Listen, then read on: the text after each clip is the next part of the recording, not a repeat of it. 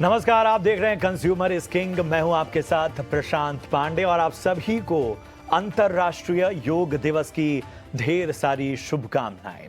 देश हो या परदेश, हर तरफ योग छाया हुआ है। योग जो मन को शांति दे और तन को रोगों से दूर रखे।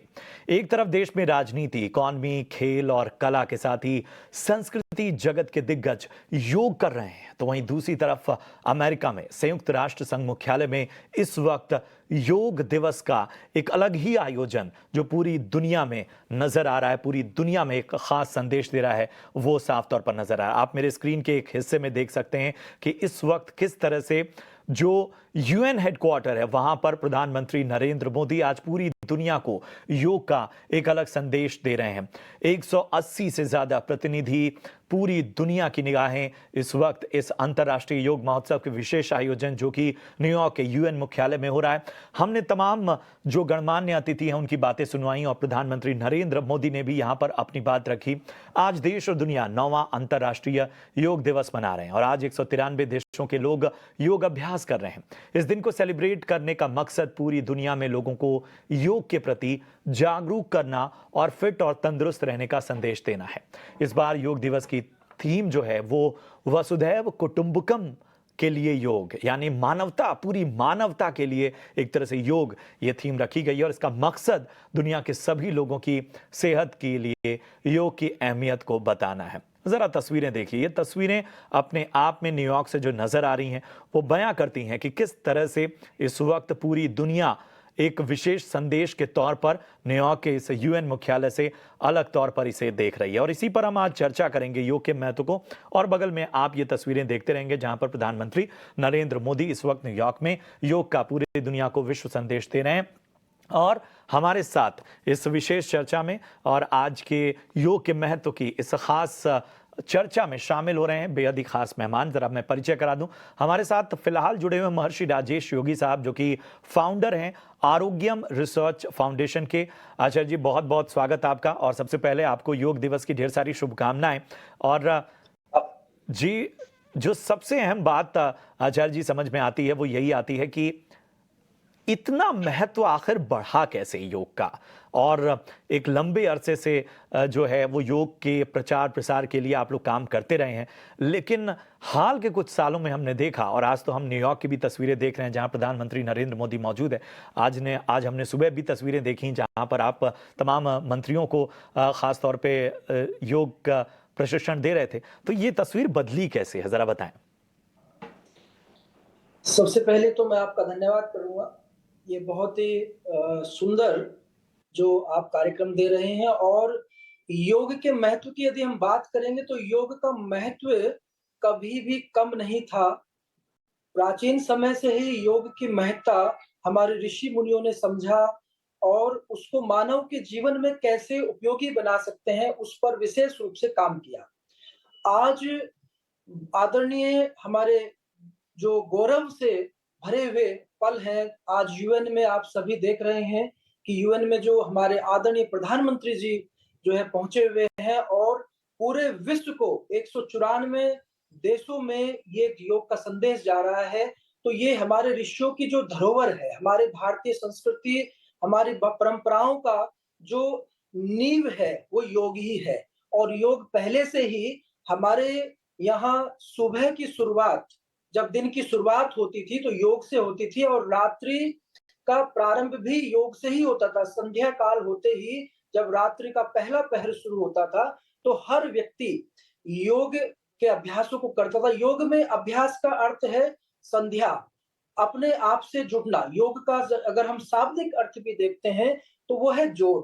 योग दो वस्तुओं को जोड़ते हैं या अनेकों वस्तु। जैसे आज आदरणीय प्रधानमंत्री जी के एक ही आह्वान पर जो है यूएन में जो कार्यक्रम हो रहा है 2014 में, जब आदरणीय प्रधानमंत्री जी ने इस प्रस्ताव को रखा, योग के महत्व को अपने जीवन में उन्होंने स्वयं उतारा, अंगीकार किया, और आज उस योग के महत्व को हर व्यक्ति के जीवन में कैसे उतार सकें, वासुदेव कुटुंबकम की जो भारत की ऋषि मुनियों की जो अवधारणा रही है उसको कैसे हम जीवन में उतार सकें, कैसे हर व्यक्ति को स्वास्थ्य दे सकें, इस पर उनकी जो विचारधारा है, उसके लिए मैं उनको बारंबार नमन करता हूँ। उन्होंने ये विशाल कदम उठाया और अपने भारत की इस महत्वपूर्ण विधा को आज पूरे विश्व तक पहुँचाने का जो संकल्प उनका पूरा हो रहा है और इसमें हम सब भारतीयों को जो गर्व महसूस हो रहा है। आज सुबह के समय नोएडा में स्टेडियम में जो हमने योग का कार्यक्रम किया, उसमें हज़ारों की संख्या में लोगों ने भाग लिया। तो वास्तव में ये दिन पर दिन हर योग दिवस पर जो योग की महत्ता बढ़ती जा रही है, चाहे वो शारीरिक हो, चाहे वो मानसिक रोगों से मुक्ति की बात हो या आत्मिक दुखों से मुक्ति की बात हो। देखिए जीवन में 3 ही प्रकार के दुःख व्यक्ति को प्रताड़ित करते हैं। आदि दैविक, आदि भौतिक और आध्यात्मिक। तो तीनों दुखों से यदि व्यक्ति छुटकारा पाना चाहता है, तो योग की ही शरण में आना होगा, योग के ही महत्व को अपने जीवन में धारण करना होगा, तभी हम वास्तव में अपने आप को भी स्वस्थ कर सकते हैं। स्वास्थ्य केवल शरीर का नहीं, आपकी रिपोर्टें ठीक आ जाएँ, आपने ब्लड सैंपल दिया और टेस्ट आपके नॉर्मल आ जाएँ, सब रिपोर्ट्स मापदंड के अंतर्गत आ जाएँ, आप स्वस्थ हैं, ऐसा बिल्कुल नहीं होता। आपके स्वास्थ्य की निर्धारित मापदंड है, वो आपके शरीर से लेकर आपकी मन, आपकी इंद्रियाँ, आपका पूरा जो चेतना का जो एक स्तर है, उस पर योग प्रभाव डालता है। वो केवल योग से ही स्वास्थ्य मिल सकता है, वो आरोग्य आप जी सबको योगेश जी, केवल योग योगी से जी, ही मिल सकता है। बहुत सही बात आपने कही और ये वाकई ये देखना होगा कि किस तरह से ये जो पूरा एक कह सकते हैं कि एक रेवोल्यूशन आया है, एक बदलाव आया है, वो अपने आप में पूरी दुनिया को खास संदेश दे रहा है। हमारे साथ इस बीच बेहद खास मेहमान एक और जुड़ चुकी हैं, रूपल सिद्धपुरा हमारे साथ जुड़ चुकी हैं, सेलिब्रिटी योगा ट्रेनर हैं और नए ज़माने के लोगों के साथ वो योग का जो संदेश है वो पूरी दुनिया में, पूरे देश में फैला रही हैं। रूपल, बहुत बहुत स्वागत आपका और बहुत बहुत शुक्रिया आपने हमारे लिए समय निकाला। ज़रा हमारे दर्शकों को बताएं, मेरे जैसे लोग जो बहुत ज़्यादा हर बार में एक्सक्यूज़ देते हैं कि साहब बड़ा ऑफिस का काम है, टाइम नहीं मैच हो रहा है, ज़रा उसके लिए बताएं, क्योंकि मैं देख रहा हूं कि आप बिल्कुल ऑफिस वाले आउटफिट में भी हैं। ये कह सकते हैं कि आधा योग और आधा जो ये ज़माने का भार लेकर जो चल रहे हैं उसको आप रिप्रेजेंट कर रही हैं। तो ज़रा हमारे दर्शकों की एनलाइटनिंग के लिए, उनकी जानकारी के लिए ज़रा कुछ आसन बताएं। डेफिनेटली आजकल लाइफ इतनी फास्ट होती है दैट हमें टाइम नहीं मिलता और इसलिए मैं हमेशा प्रमोट करती हूँ कि हम जितने भी आसन, प्राणायाम, स्ट्रेचेस बोलो, वो हम जहाँ बैठे रहते वहीं कर दें। इसलिए आसान हो जाता है। कोई मुझे रीज़न नहीं दे पाता कि मैंने आज योगा नहीं किया या आसना नहीं किया। तो सबसे पहले मैं शुरू करती हूँ अपवर्ड बॉडी स्ट्रेचिंग से। जैसे ही आधा दिन निकल जाता है ऑफिस में, हमारे पास उतनी एनर्जी नहीं रहती है, खाने के बाद सुस्ती आती है, तो कुछ चीज़ें ऐसी हैं जो आप कर सकते हो खाने से पहले। कंफर्टेबल डिस्टेंस रखना है पैरों के बीच में और हाथों को या तो आप जोड़ सकते हो तो क्या क्लास्प योर फिंगर्स और स्ट्रेच करना है एड़ियाँ उठा के। So you lift your heel, stretch yourself up. अभी यहाँ पे आप कुछ देर रहें और फिर हाथ नीचे लेके आइए। ताड़ासन सिंपल है, सेम चीज़ आप वापस हाथ ऊपर कीजिए, एड़ियाँ नीचे और फिर साइड पे, centre and then other side. Same आसन आप फॉरवर्ड बेंडिंग में भी कर सकते हो। आप बेंड फॉरवर्ड कीजिए, होल्ड कीजिए और सामने देखिए।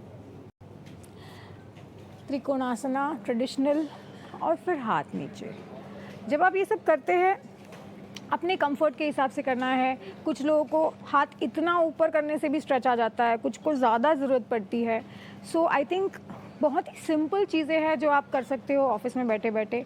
सेम चीज़ आप हाथ साइड पे लेके कोणासना खड़े खड़े या तो बैठे बैठे अपनी चेयर पे भी कर सकते हो और चेयर पे ही बैठे बैठे आप अपना कोर भी स्ट्रॉन्ग कर सकते हो। तो एक चीज़ है जो मैं बैठ के दिखाना चाहती हूँ। तो आप अगर आप चेयर पे बैठे हो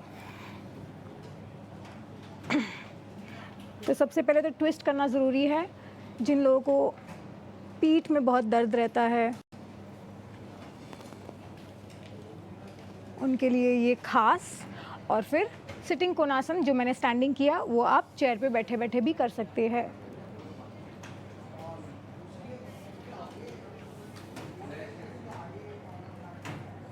and back.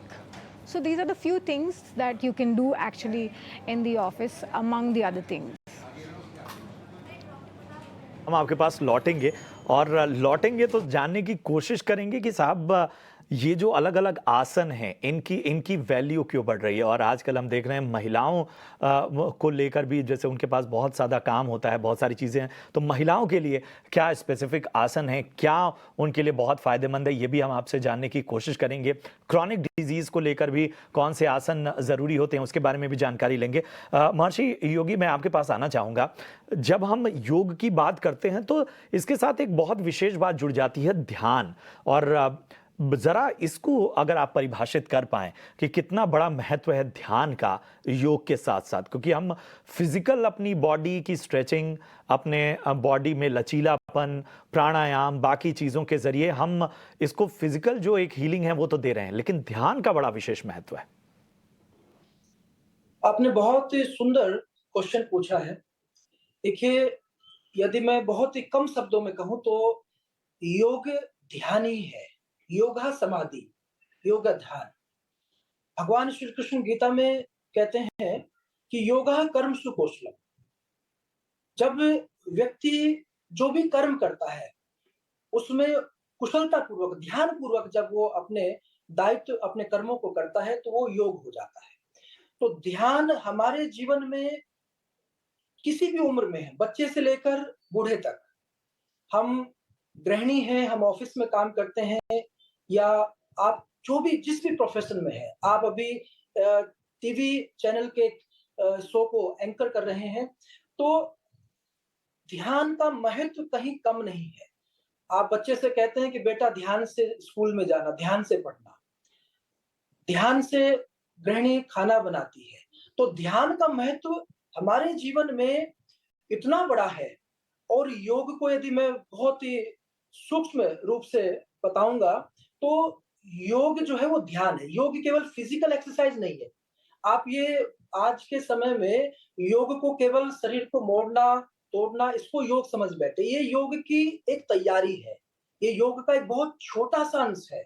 तो योग का यदि पूर्ण लाभ लेना है, योग के पूरे महत्व को अपने जीवन में उतारना है, तो हमें ध्यान की ओर आगे बढ़ना होगा।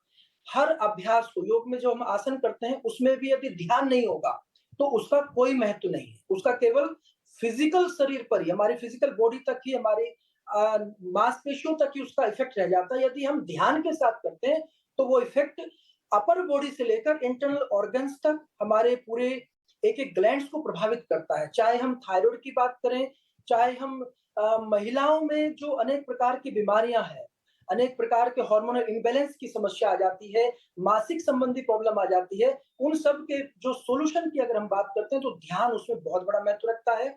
और आपके मानसिक तनाव के कारण जो वेट बढ़ जाता है, कई बार व्यक्ति खाता बहुत कम है लेकिन वेट ज्यादा बढ़ जाता है, तो ऐसी स्थिति में भी उसको ध्यान के द्वारा बहुत बड़ा लाभ मिल सकता है। ध्यान से उसके बॉडी के हार्मोन लेवल बैलेंस होने लगते हैं। ध्यान से उसकी बॉडी की पूरी जो अलाइनमेंट है उसको ठीक किया जा सकता है। ध्यान से आपके शरीर, मन और जो सेंसेस है, हमारे जो इंद्रियां हैं, उनका एक चैनलाइज एक सिस्टम को सिस्टम में लाया जा सकता है। बिल्कुल, बहुत बहुत ज़रूरी था इसे समझना कि आखिर ये ध्यान का महत्व आखिर है कैसा।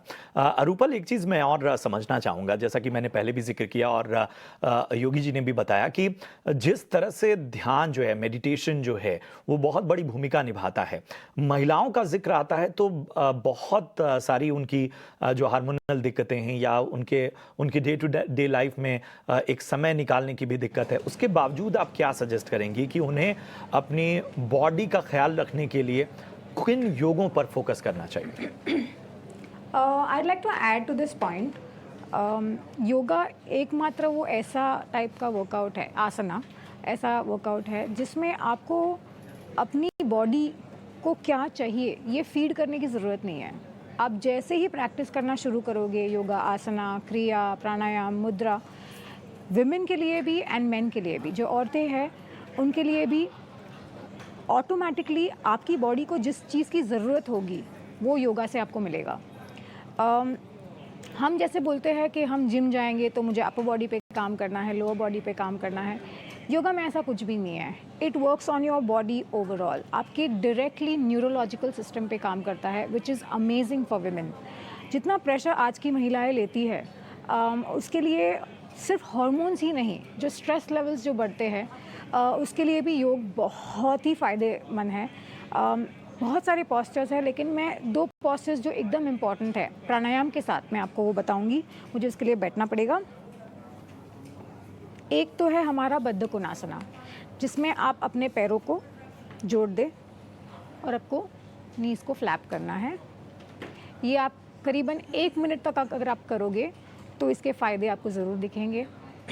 ये सिर्फ और सिर्फ हार्मोन्स महिलाओं के लिए भी नहीं, लेकिन it is very good for men as well. इससे आपका reproductive system, your entire system that is related to your excretion and your digestive system, ये तीनों सिस्टम पे डायरेक्टली काम करता है. It is great for stress relief. अगर इसी पोजीशन में अगर आप अपने चेयर पे बैठे हो ऑफिस में और आप बहुत स्ट्रेस्ड फील कर रहे हो, आप इसी पोजीशन में बैठ जाइए और अपने डेस्क के ऊपर आप सर रख के भी थोड़ी देर बैठ सकते हो. इससे आपको आराम मिलेगा. जैसे ही आप फॉरवर्ड बेंड करोगे, it works on your heart beat directly, so you will feel destressed at the moment. दूसरा पॉस्चर जो महिलाओं के लिए है वो है अधोमुख श्वानासना, जिसमें आपको basically you have to sit in Vajrasana. और वज्रासन में बैठने के बाद आपको नीज बेंड करके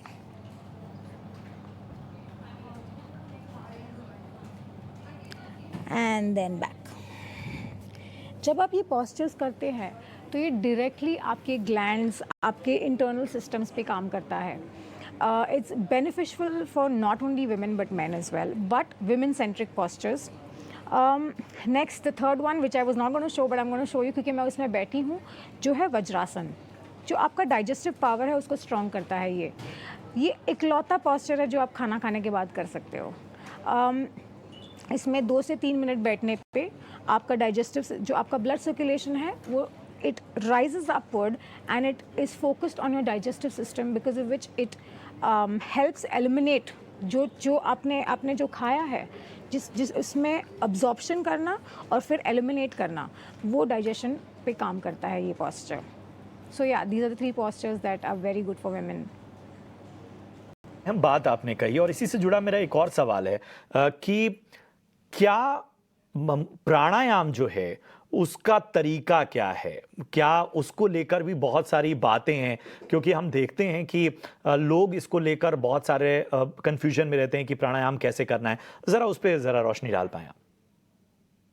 प्राणायाम प्राण आयाम बेसिकली, प्राण मतलब आपके और लाइफ ब्रेथ एंड आयाम is the regulation of it.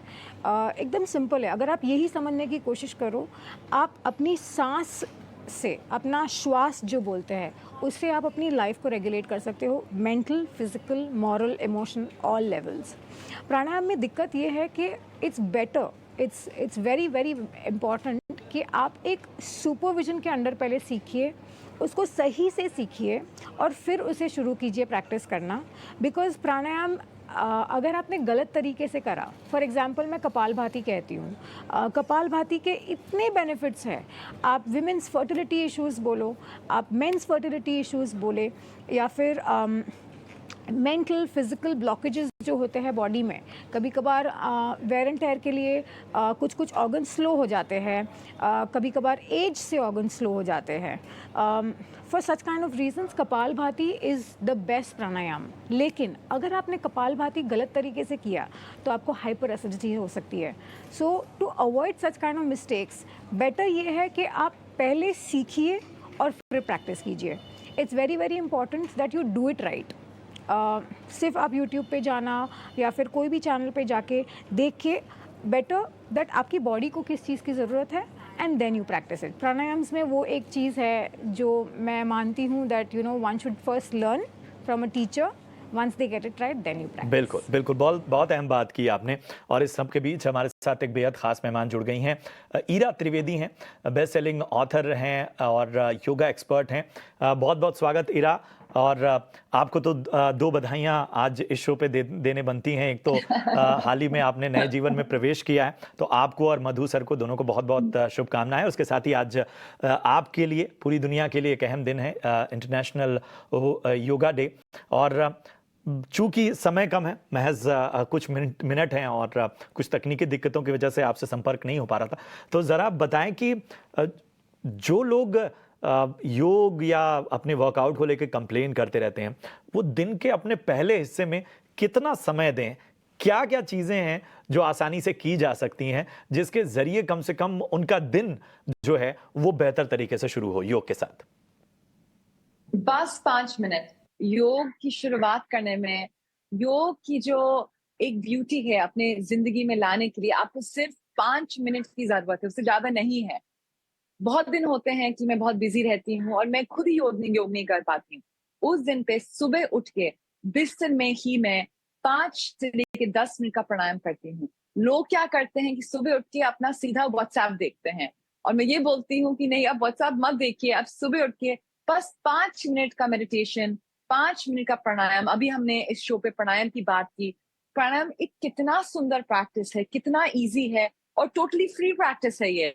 अगर आप इसको करेंगे, आपकी कितनी सारी इंटरनल डिजीजेस बिल्कुल नष्ट हो जाएंगी। तो आज मैं ये चाहती हूँ कि इंटरनेशनल योगा डे पे हम ये संकल्प लें कि हम योगा अपनी जिंदगी में इंटीग्रेट करें किसी ना किसी तरीके से। इसको केवल अगर हम 5 मिनट का अभ्यास करेंगे, मेडिटेशन, प्राणायाम, योग आसना, और ये जरूरत नहीं है कि आप घंटे भर योग करें, आप बस 5 मिनट सूर्य नमस्कार कर सकते हैं, 2 आसन कर सकते हैं, और ये भी योग रहता है। मैं आपको ये भी चीज बताऊंगी, आपने अभी मुझको बहुत अच्छे से बधाइयां दी, थैंक यू सो मच। और मैं ये बोलना चाहूंगी कि योग मेरे लिए इतना इम्पोर्टेंट है और इंटरनेशनल योगा डे मेरे लिए इतना बड़ा दिन है, क्योंकि मैं ये चाहती हूँ कि हम ये योग की खुशी फैलाएं कि मैंने अपनी मैरिज डेट ऐसे बनाई कि काफी समय मिले योगा डे के लिए प्रिपरेशन करें और योगा डे अच्छे से मनाएं। तो मेरे लिए इंटरनेशनल योगा डे बहुत जरूरी था, शादी इतनी जरूरी नहीं थी। मैंने बोला कि इंटरनेशनल योगा डे सब लोगों को मनाना चाहिए, क्योंकि ये ऐसा त्योहार है कि हम सब इसको मिलके अगर सेलिब्रेट करें तो ये पॉजिटिव वाइब्स पूरी दुनिया में जाएंगी। बिल्कुल बिल्कुल। और एक आखिरी रिमार्क मैं लूंगा आपसे ही, देर से जुड़ी हैं आप। आखिरी सवाल ये बताइए कि इस वक्त जो है यूएन हेडक्वार्टर में प्रधानमंत्री नरेंद्र मोदी मौजूद हैं और वहां से पूरी दुनिया को वसुधैव कुटुंबकम योग, ये थीम है आज की, इसके जरिए मैसेज दे रहे हैं। तो आप इस दिन को और इस खास इवेंट को किस तरह से देख रही हैं? क्या एक बहुत बड़ा बदलाव यहां से भी देखने वाले हैं योग को लेके, जो अवेयरनेस है उसके लिहाज से? बहुत ही सुंदर मुझको लग रहा है। जो सबसे पहला इंटरनेशनल योगा डे हुआ था 8 साल पहले, वो मैंने ही सिखाया था राजपथ में इंडिया गेट पे, और वहां प्रधानमंत्री भी थे। और आज मैं जब वो टीवी पे देख रही थी, मुझको इतना प्राइड महसूस हो रहा था, मुझको इतना सुंदर लग रहा था कि न्यूयॉर्क जैसे जगह में, यूएन के हेडक्वार्टर्स में हमारे प्रधानमंत्री सबके साथ साथ योग कर रहे हैं। सच में बस जैसे हमारा थीम है वो सच में सेलिब्रेट हो रहा है of unity in diversity, unity in diversity, and ये पूरा दुनिया एक है, आवर वर्ल्ड इज वन। तो मुझको बहुत ही प्राइड की फीलिंग्स आ रही थी। और एक दूसरा भी मुझको फीलिंग आ रहा था, जो लोग बोलते हैं फोमो, FOMO, हम ये व्हाट्सएप पे देखते हैं सोशल मीडिया पे, तो आज मुझको उस शब्द का भी समझ में आया, इसका मीनिंग क्या होता है। FOMO, fear of missing out, कि वहां जो हो रहा था मुझको लग रहा था कि वाह कितनी अच्छी चीज हो रही है। तो very very proud, very very proud. बिल्कुल, तो यही उम्मीद है और ये शो के जरिए हमने कोशिश यही की कि वो जरा आपकी भी प्रैक्टिस हो जाए घर पे। आप सभी जो लोग इस वक्त ईटी नाउ स्वदेश के दर्शक हैं,